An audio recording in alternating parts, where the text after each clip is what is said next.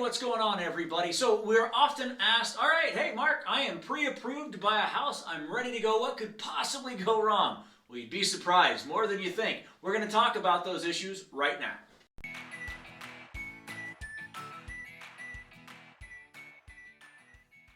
Hey, what's up, everybody? It is Mark with the My Front Range Living team, powered by RE/MAX Integrity, and today we're talking about some hiccups that can happen if you are pre-approved to buy a house and you hit these milestones. Not necessarily a good thing. So, if you are looking to buy a home, these are the things not to do. And listen, it's important to understand we're a team of real estate agents, right? So when in doubt, ask your lender. Our expertise is obviously in buying and selling the homes. However, we've been part of the horror stories that we're going to talk about, and it's super important that you ask a lender. So let's just dive right in, and we'll start with number one. So number one, do not change or quit your job. Now, I realize that sounds like a no-brainer. However, the question's often asked, hey, Mark, I'm going to get a promotion at work. Does that count? Or, hey, Mark, I got a great opportunity over here, and it's actually going to boost our budget, and it's going to make my payroll a little bit more. Does that still count? And the answer is maybe. That's when it's important to ask lenders. Like we just got done with a few transactions where in one case, it was a lateral move. This individual had been in human resources for years and years and years. Her background was in HR, and she just made a lateral move over to another company that was offering her more money to do that. So she got with the lender here locally, and she just said, hey, is this going to be a problem? And the lender ran it through underwriting. Underwriting said not an issue at all. Go right ahead and take that job. And she was able to do that. Another one was within the same company, can I take this promotion? And I know that it's weird to have to ask if you can take a promotion, but the reality of it is, and we'll talk more about this later, it's a change from when you applied for the mortgage. So it's always good just to reach out to your lender and say, hey, will you run this by underwriting? I'm looking at getting a raise. I'm looking at getting a promotion. Is that okay? Is it going to mess it up? Because maybe I need to wait a few weeks before I get that promotion. You work it out with your employer. But again, ask your lender. It's specific to every single lender and every single situation. The second thing is do not buy or co-sign for a car or a lease on a car. Now, I realize, Mark, that's 101. I know not to do that. I appreciate that. But it has happened. As a matter of fact, we've gotten to the closing table and someone has said, the lender pulled your credit report this morning, which they're allowed to do. More on that in a minute. And it looks like you bought a car. Well, yeah, I co-signed for so-and-so, such and such. Yeah, that's a problem. So we had to work, we did not close that day.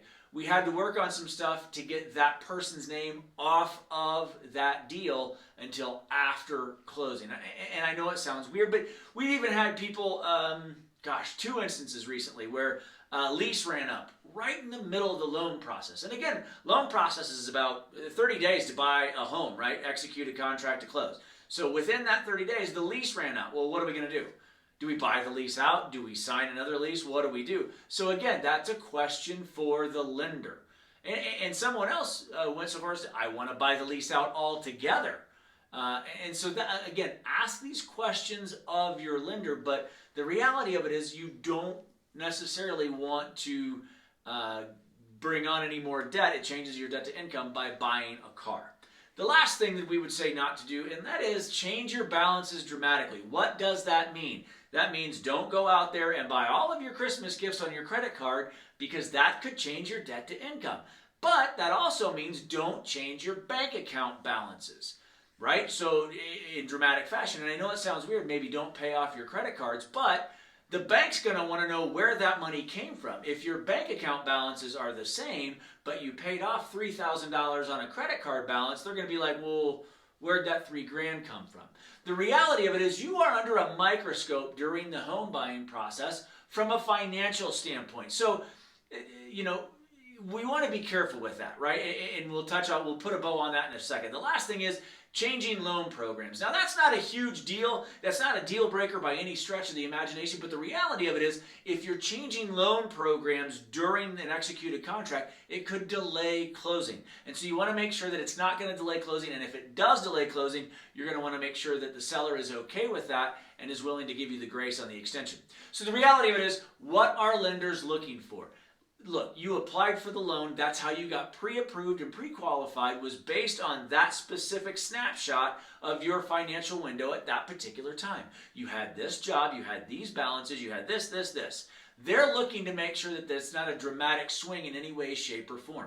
So anything like $1,000, $2,000, $3,000, that's going to raise a red flag, right? So you just want to make sure that your bank account balances remain the same, your credit card balances remain the same, and that your debt to income ratio doesn't change at all, like buying a car or anything like that. So again, they're just looking for the employment history, they're looking for those balances, all that stuff that got you pre-approved to begin with. The lenders want to make sure that nothing's changed in that space.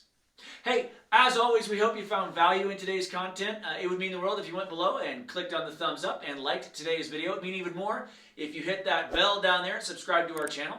We are putting out content every single week to help you make Colorado Springs feel like home. Added bonus time. If you go in the description of this video, you will see two things. You will see a relocation guide that you can download for free. That's yours. If you're thinking about moving to Colorado Springs, it just gives you some more information about which areas of town may meet your criteria and make it more feel like home for you. The second thing in that description is that sweet, sweet website of ours. We have done a revamp on the website, and hopefully by the time this airs, it's done. I think it will be. That is www.myfrontrangeliving.com. Now on there, you're going to see all things Colorado Springs, not just information on buying and selling a home, you'll have that too, but restaurants, breweries, things to do around town, stuff like that. We would love for you to check that out. Click on that link down there, and off you go. Thanks so much for stopping by. We look forward to seeing you soon. Have a great day.